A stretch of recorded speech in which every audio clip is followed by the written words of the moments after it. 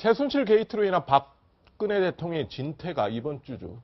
중대한 분수령을 맞이할 전망입니다. 내일은 대통령과 제1야당 대표의 영수회담도 예정되어 있는데요. 이번 사태의 특징은 보수층도 대통령의 등을 상당히 돌렸다는 데 있습니다. 일종의 모욕감을 느꼈다는 얘기들이 많은데요. 그래서 박정희 회고록을 쓴 대표적 보수 논객이신 조갑재 대표님 모시고 이번 최순실 게이트와 관련된 여러 현상을 한번 짚어보겠습니다. 네, 어서 오십시오. 안녕하세요. 예. 네. 자, 먼저 본격적으로 얘기를 하기 전에 지금 김종필 전 국무총리가 좀 시사전에서 관련된 인터뷰를 한 내용인데 대표님께서 좀 쓰신 박정희 회고록에도 관련된 내용들이 있는 것 같아요. 네, 정기입니다.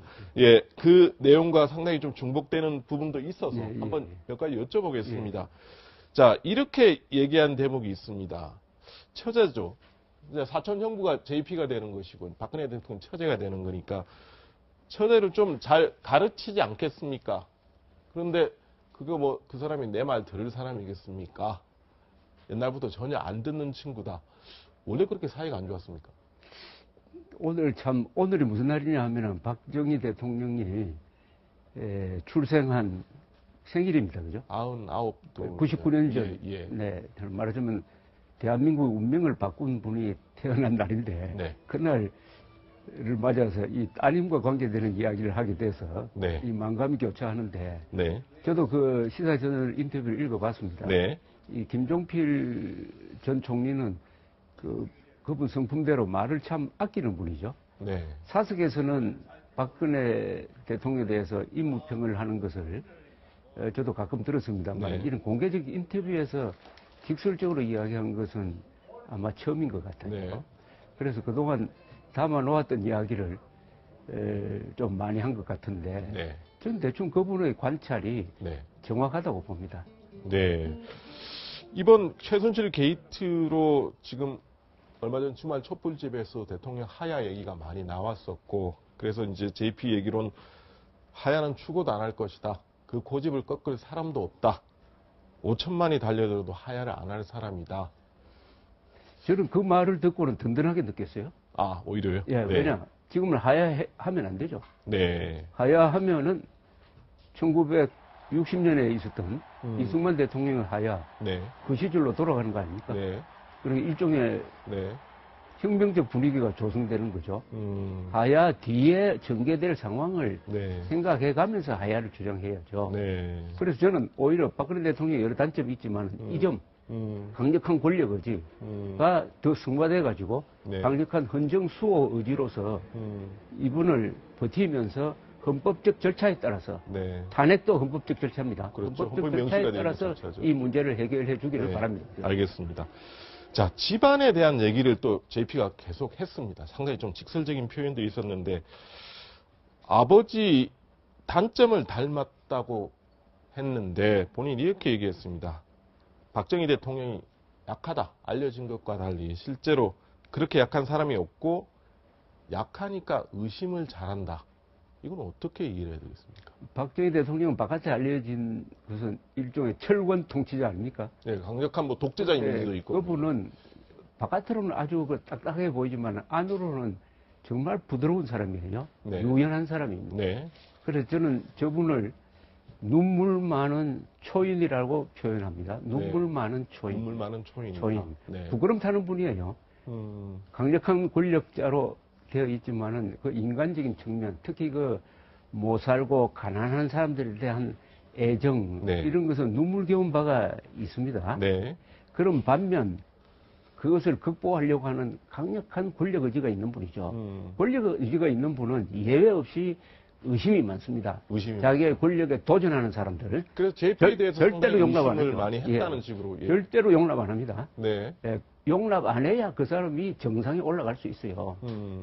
김종필 전 총리는 뭐 굉장한 지성과 예술적 정서를 가지고 있는 분이지만은 그 권력 의지가 부족해서 1인자가 못된 경우 아니겠습니까? 네.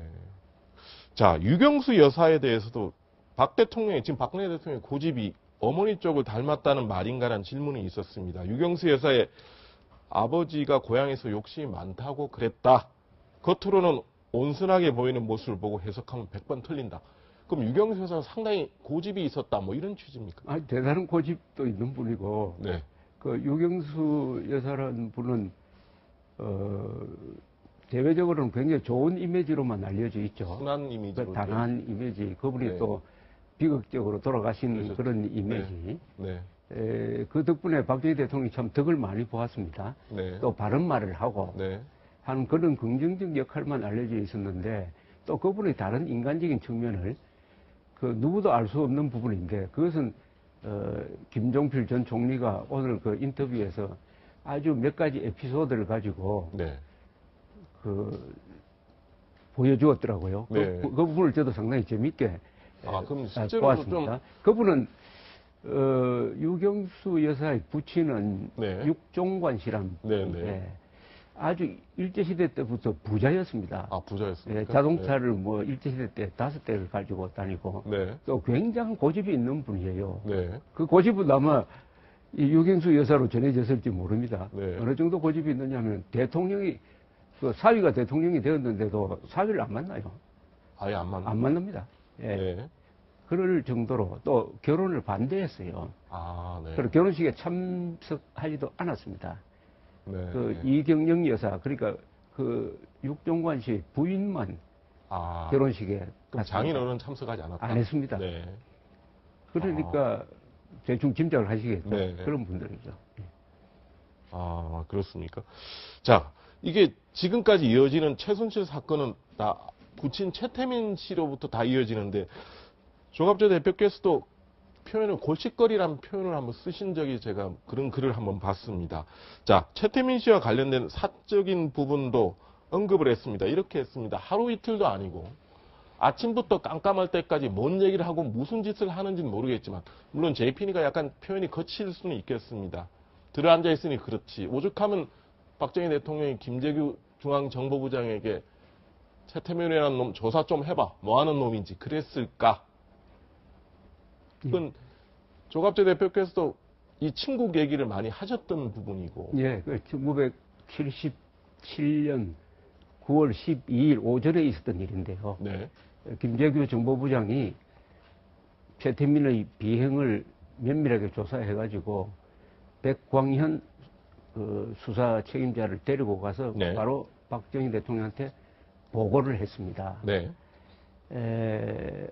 그날인지 아마 그 순간인지는 확인이 잘 안 됩니다만은 그 다음에 박근혜 당시에 큰 영예인데 사실은 박근혜 씨가 큰 딸이 아닙니다. 많은 사람이 오해를 하고 있는데 박정희 둘째 딸이죠.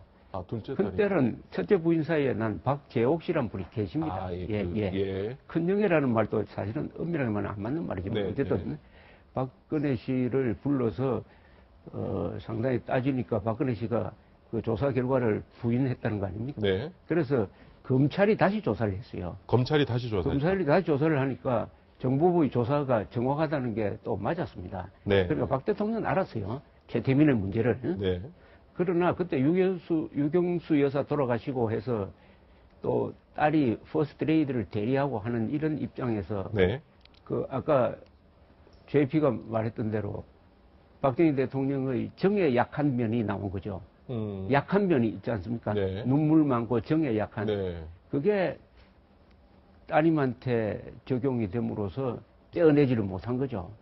그리고 박근혜 대통령이 저런 인사를 할 사람이 아니거든요. 그러니까 절대 강제로 떼어놓고 절대로 말하자면 자기 누님이 혹시 청탁할까 싶어서 경찰관을 그 누님 집 앞에 배치시켜서 감시하게 한 분입니다. 박정희 대통령이. 박정희 대통령이 친누님의. 박근혜 대통령이 독특한 성격 때문인지 모르겠지만 결과적으로는 박정희 대통령이 아버지가 딸을 이기지 못했어요. 결국은 이기질 못했다. 자, 시중에는 솔직하게 여러 얘기가 소문이 좀 돌았습니다. 최태민 씨 일가가 처음부터 유경수 여사 서거 이후에 그때는 영예겠죠. 지금 박근혜 대통령에게 여성 대통령이 될 것이다라는 계시를 불어넣어서 그런 얘기들이 솔직히 많았고 그래서 오히려 가족들, 친족들을 더 멀리하라. 그래야 여성 대통령이 된다. 그런 얘기가 솔직히 시중에 돌았고 그 얘기가 이렇게 반영이 된 것 아닌가. 지금 박지만 씨하고 박근영 씨하고 상당히 좀 친족이지만 안 좋지 않습니까, 현실은? 개인적으로 어떻게 보십니까? 박근혜 씨가 가지고 있었던 권력에 대한 대단한 의지. 네. 그것은 그 부분은 아버지를 거의 방불케 하는 의지가 있어요. 그 의지가 어디서 나왔느냐? 타고난 거냐? 아니면 지금 말한 대로 뭐 누가 불어넣은 거냐? 네. 그것은 제가 판별할 수 있는 능력은 없지만은 네. JP가 이번 인터뷰한 그 중에서 하나 중요한 걸 해명을 했습니다. 네. 그러니까 뭐냐면 박근혜 대통령이 마치 아이가 있는 것처럼 김종필 씨가 이야기를 했다. 이래가지고 지금 SNS에 많이 돌아다니지 않습니까? 예, 예전에 좀 돌아다녔습니다. 예, 네. 지금 많이 돌아다니고 있죠. 예. 그 부분에 대해서 JP는 그런 이야기 한 적이 없다고 딱 정리를 했습니다. 예. 이건 뭐냐 하면은 지금 박근혜 대통령에 대한 이야기 중에서 과장되고 추측이 얼마나 많으냐 하는 것을 단적으로 보여주는 거라고 생각을 합니다. 네. 그러나 어쨌든 최태민 부녀와 40년 동안 이 부적절한 관계를 이어왔다. 부녀와 말이죠. 최태민 최순실로 이루어져서. 그렇죠. 하는 게 이번 사건의 가장 큰 원인 아니겠습니까? 네. 원인. 그것이 바로 그 박지만 씨나 그 동생과의 불화의 원인이기도 하고. 네. 하여튼 이 대통령이 되는 사람의 개인 성격 또는 가정 관계가 국정에 영향을 끼친다는 그 좋은 교훈을 주고 있다고 생각합니다. 네. 자, 그렇다면 어떻게 됐든 또 JP와 박근혜 당시 영애와의 관계도 관심을 모으는 건 사실입니다. 그동안에 여러 얘기가 있고 언론 보도도 좀 있었지만 JP가 박정희 대통령의 후계를 이을 것이라는 얘기도 있었고 그런 소문이 돌아서 실제로 좀 차질적 경호실장이 견제를 했었다. 그건 또 박근혜 영애도 그런 부분에 상당히 동조를 했었다. 그래서 지금까지도 솔직한 얘기로 대통령과 지금 JP가 그렇게 가깝지는 않다. 이건 알만한 사람 다 아는 거 아닙니까? 그런데 이제 1972년 10월에 네. 박정희 대통령이 유신을 선포하면서 장기 집권으로 가지 않습니까? 네. 그러니까 이 말쯤 되면 77년, 6년 이때쯤 되면은 박정희 대통령은 자기의 후임자를 생각하게 돼요. 네. 후임자를 역시 김종필 전 총리로 생각했다는 증언이 있습니다. 증언이 있습니다. 가장 권위 있는 증언은 김정념 당시 비서실장입니다. 당시 비서실장을 불러서 네. 박정희 대통령이 개헌을 한번 연구를 하라는 겁니다. 네. 개헌을 연구한다. 네. 그러니까 다시 김종필 전 총리를 총리로 컴백시키고 나서 네. 물러난다. 네. 그러면 김 총리가 권한 대행이 돼서 대통령 권한을 인수할 수 있도록 네. 하는 방안을 연구를 해보라고 네. 했어요. 네. 그러다가 11.6 사건을 맞았습니다. 네. 그래서 박정희 대통령은 인물됨이나 모든 면에서 JP가 자신의 후계자가 되어야 된다는 쪽으로 말년에 생각이 정리된 것이 아닌가 하는 생각이 듭니다. 네. 그것을 알았는지 모르지만 네. 차지철도 견제하고 김재규도 견제를 해가지고 네. 11.6 사건 났을 때는 김종필 친위 세력이라는 게 없었습니다. 특히 네. 박정희 대통령이 그런 식으로 돌아가시니까 권력 공백이 생기니까 그렇죠. 그 공백 속으로 네. 자연스럽게 정규 육사 출신, 무력을 가진 정규 육사 출신들이 공백으로 진입을 해서 그 5.17을 거쳐서 직분을 해가지고 네. 전두환 노태우 시대가 열리는 거죠. 네. 자, 그런 얘기가 있습니다. 지금 조 대표께서 쓰신 글에도 많이 나오지만 지금 40년 뒤에 그 인연이 이어져서 지금 현재 최순실 게이트에 나오는 여러 가지 문제가 구국 봉사단을 최태민 씨가 만들어서 했을 때 여러 기업들한테 돈을 모금을 하고 그게 이제 이른바 영예를 앞세워서 그런 비리 첩보들이 많이 올라왔다는 거 아닙니까? 그럼 지금 40년 뒤에 지금 현재 이것도 뭐 검찰에서 어디까지 조사가 돼야 될지는 모르겠지만 대부분 몇 개의 재단을 기업들의 자금을 받아서 하는 행태가 되는 게 어떻게 이렇게 판박이냐. 이게 오히려 보수층들이 그 부분에 상당히 좀 약간의 모욕감을 느낀다 그럴까요?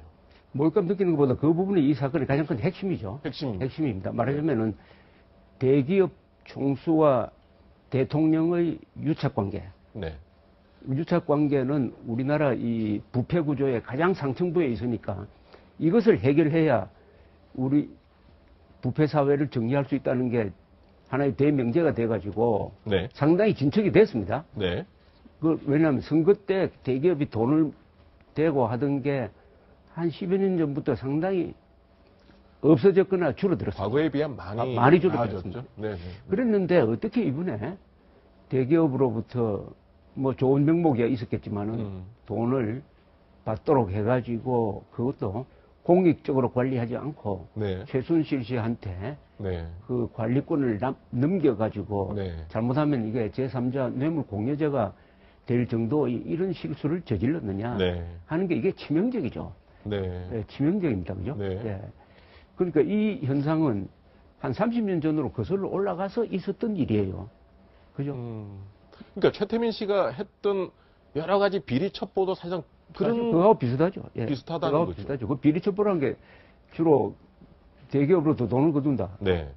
그 다음에 무슨 여성 편력이라든지 네. 이런 거 아니었겠습니까? 네. 예. 네. 자, 그렇다면 결론적으로 보면 누구든 이런 질문을 할 수 있을 것 같습니다. 자, 최태민 씨가 있고 그때 당시 영예가 박근혜 대통령인데 어떻게 40년까지 그 인연이 계속 이어질 수 있는지. 지금 박근혜 대통령 주변은 최근에 정치권에 들어온 이유는 이른바 측근 인사들이 다 내쳐졌습니다. 거의 주변에 거의 없고 왜 유독 최태민, 최순실로 이어지는 40년, 2년만 남아있는지. 다 의아하게 생각하지 않습니까? 그건 뭐 여러 가지 추측이 지금 남발하고 있으니까 그 추측 중에서 하나 정도가 안 맞지 않겠습니까? 제가 말씀드리려고 하는 것은 네. 그런 사적인 관계가 사적인 관계로만 끝났으면은 그것은 있을 수 있는 일이에요. 네. 미국 레이건 대통령도 암살 기도를 모면하고 나서는 점성술사를 채용해가지고 일정을 전부 점성술사한테 맡겼습니다. 아, 대통령. 그것으로 끝났지. 그 점성술사가 뭐 인사를 청탁하고 한 적은 없어요. 네. 이번에는 박근혜 대통령은 수석 비서관하고도 1년 동안 한 번도 안 만난다. 장관하고도 안 만난다. 이런 공적 조직과는 불통이고 비서하고는 내통을 한다. 뭐 의사도 들어가고. 이러는 사이에 국정이 표류했다. 지시만 있고 실천이 안 된다. 대한민국이란 이 거대한 세계 10대 경제 강국인데 이런 나라를 이런 식으로 운영을 함으로써 국가 운영 시스템의 대원칙을 망가뜨렸습니다. 예, 그거죠. 그 결과로서 이렇게 된 거니까. 자, 그렇다면 박정희 정권이 넘어가고 전두환 정권이 들어섰는데 지금 시중엔 다 아시겠지만 박근혜 대통령과 전두환 전 대통령의 사이가 안 좋은 거. 또 다 최태민 때문 아니냐. 그게 이번에 이제 전두환 노태우 전 대통령의 말하자면 벌금 미납금을 그 법을 소급 적용해가지고 이른바 전두환 하면서 그 뭐 일가족이 뭐 일부 파산한 부분도 있고 해가지고 그걸 보고 아 전두환 전 대통령과 무슨 감정이 있구나 이렇게 추측하는 거 아니겠습니까? 예. 근데 객관적으로 봐서 전두환 객관적입니다. 제 3자 입장에서 보면은 전두환 당시 대통령은 박정희 대통령을 보호하기 위해서 매우 노력을 했습니다. 박정희 대통령의 권위, 업적, 그리고 그 가족이 말하자면 대중들로부터 언론으로부터 공격당하지 않도록 적극적으로 보호를 했어요. 그래서 박정희 대통령이 좋은 이미지가 살아 있었는데 무슨 연고인지 박근혜 씨는 전두환 전 대통령이 마치 박정희 대통령을 격하한 사람처럼 그렇게 오해를 하고 있더라고요. 그건 완전히 오해입니다. 오해입니까? 예. 그게 박근혜 대통령도 종종 뭐 각종 기고나 이런 글 쓸 때 보면 그런 내용들이 그런데 그건 객관적인 사실하고 맞지 않습니다. 아, 그렇습니까? 아니 그때 기자 생활 했던 사람들 잘 알지 않습니까? 박정희 대통령을 비판하는 글을 쓰면은 정보부, 다시는 안기부죠. 안기부나 문공부에서 와가지고 그거 빼달라고 요구도 하고 그랬습니다. 근데 실제로 또 최태민 씨가 전두환 정권 초에 그렇죠. 격리를 시켰지 않습니까? 그 부분을 놓고도 상당히 좀 충돌이 있었다는 얘기. 충돌을 보다는 그때야 뭐 집권한 세력이 전두환 신군부니까 어느 군부대, 강원도 어느 군부대에 보내버렸다 그래요. 강제로 떼어놓으려고. 네. 그랬는데도 뭐 박근혜 씨의 요청이 있었는지 모르겠지만은 나중에 풀어줘가지고 다시 영향력을 행사하게 되면서 결국 전두환, 박정희 대통령도 전두환 당시 대통령도 떼어놓는데 실패한 거죠. 네, 알겠습니다. 자, 아마 이제 마지막으로 한번 정리하면서 JP가 차기 대선 구도에 대해서 몇 사람들에 대한 코멘트를 한 게 있는데 한번 읽어보셨는지 모르겠지만 뭐 이제 가까이 이제 지내는 분들에 대한 안철수 전 대표는 그냥 순진한 사람이다. 반기문 유엔 총장에 대해서는 구렁이가 몇 마리 들어가 있다. 문재인 전 대표에 대해서는 그 사람 문제 많은 사람이다. 이름 그대로 문제다. 개인적으로 이 세 분을 거명했습니다. 저도 논평을 하면 똑같이 하겠습니다. 어떻게 하시겠다? 그대로 하겠습니다. 그대로. 지금 그대로. 그럼 안철수 대표는 순진하다. 순수한 게 아니라 순진하다. 영어로 말하면은 나이브한 거죠. 나이브하다. 네. 그럼 반기문 총장은 속을 알 수가 없다고 봐야 됩니까? 권력 의지가 대단한 사람이라고 나는 생각해요. 바깥에서 알려진 것보다. 알려진 것과 달리. 그럼 구렁이가 여러 마리 있다는 것은? 그런 뜻이죠. 뭐. 생각보다 다르다는 거 아니겠습니까? 바깥에서는 유연하게 보이지만은, 상당한 야심이 있다. 그렇게 안 보겠습니다. 보시는 거죠. 뭐, 그러니까, 유엔 사무총장 10년 동안 버틸 수 있었던 거 아닙니까? 네. 그 경험이 굉장히 중요하다고 생각합니다. 네. 한국인으로서 가장 세상을 넓게 본 사람입니다. 그럼 문재인 전 대표는 마지막으로 이게 뭐 약간 한마디로 압축적으로 했지만 그렇게 보시는 거는 어때요? 문재인 전 대통령은 이념적인데 문제가 있죠. 대표는? 이념적.